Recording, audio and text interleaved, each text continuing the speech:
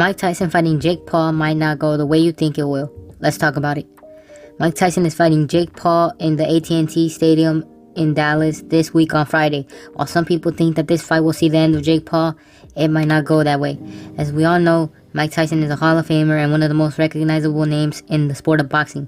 He's up there with Muhammad Ali as the icons of the sport and is a household name for many. However, at the age of 58, it's concerning to see how he will be in the ring.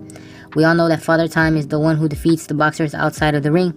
We've seen the story numerous times when boxers wait too late to retire and end up getting hurt badly and not only ruin their reputations, but ruin their health.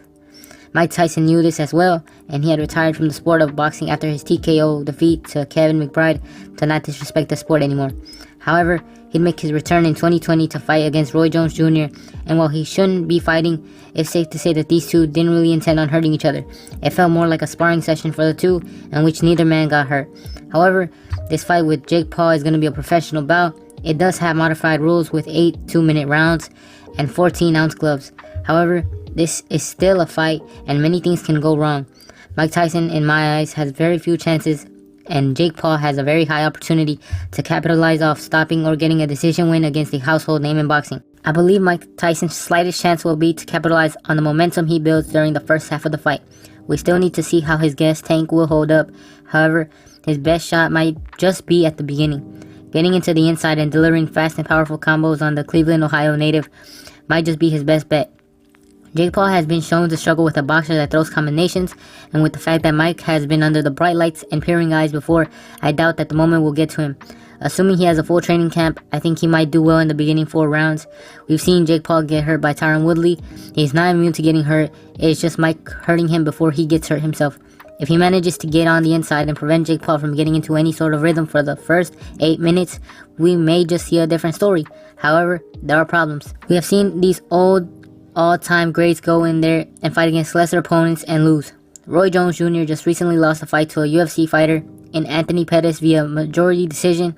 However, the one we will never forget is what Vitor Belfort did to Evander Holyfield in September 2021. A TKO in which it was very clear that Holyfield did not belong in the ring anymore. Age had clearly caught up and Holyfield was on the receiving end. How old was he at the time, you may ask? 58. We also recently saw a washed-up Julio Cesar Chavez Jr.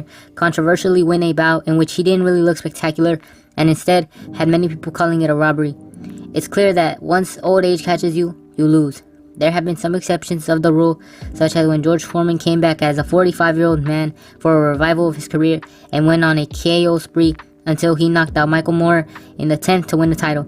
He was at the time 45, however his short burst at a second prime was short-lived as he soon retired at 48. Now, one thing I'd like to point out is that during Mike Tyson's training videos, he's often seen asking his trainer if he's doing good. And let's not forget that these parts are heavily edited and don't show the entire rounds of training. We have to face reality and realize that Mike Tyson is an old man and should never even be stepping near a ring. Boxing at an old age should only be done if you want to stay fit, and even then it should be light with no sparring involved, much less a full training camp with what I would assume would be some heavy sparring in there. However, before we come to the conclusion, let's see what Jake Paul can do. Jake Paul's best bet, in my opinion, would be either to establish a rhythm early on in the first round and hit Mike with something heavy while he's coming in. We all know Mike was notorious for being an inside fighter, so a brutal uppercut like the one he hit Andre August with might just be his kryptonite.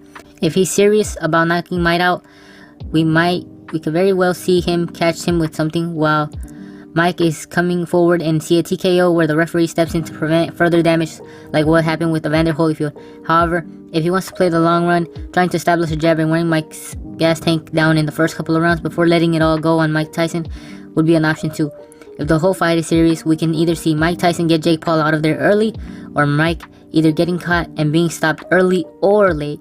There's also a chance Paul shows some empathy and ends up cruising to a decision victory.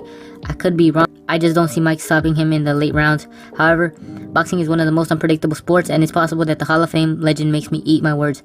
Now, the card itself does have some bangers. While I personally would have loved seeing Floyd Schofield and Ashton Silva fight on the undercard, it's not happening anytime soon, following Silva's knockout defeat to Lucas Body.